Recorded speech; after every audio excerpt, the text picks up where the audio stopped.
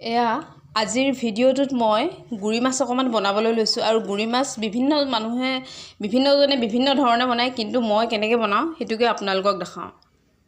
গেছটো চাই লওক, গেছটো ইমানটো জোখত আছে, অকণমান দেৰিকৈ বহাই দিম বাৰু।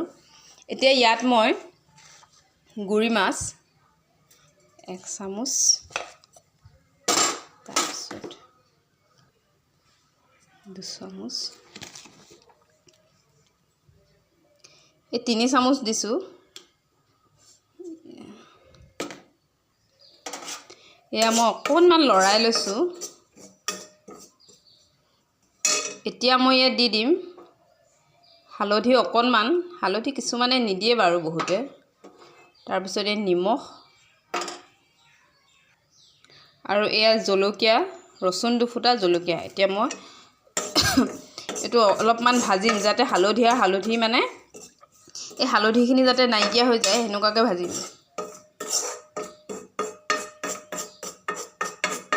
দেখিছে নহয়, এনেদৰে ভাজি থাকিব যদি আপোনালোকে এনেকৈ ঘৰত বনাই খায়।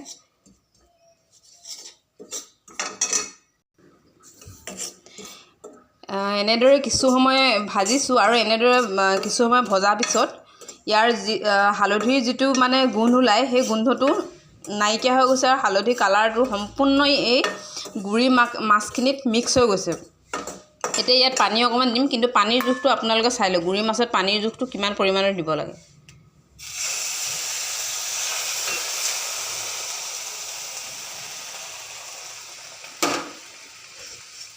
গেছটো একেটা চিমতে আছে। এতিয়া ইয়াত মই ঢাকোন লগাই দিম।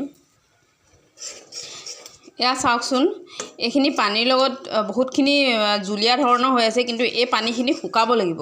শুকাই অলপ মানে ইয়াৰ পানীটোত এতিয়া যিমানটো পৰিমাণে জুলীয়া হৈ আছে সেই জুলীয়াটো নাইকিয়া হ'ব লাগিব, তাৰপিছতহে এইটো খাবৰ কাৰণে বেছি ভাল হয়।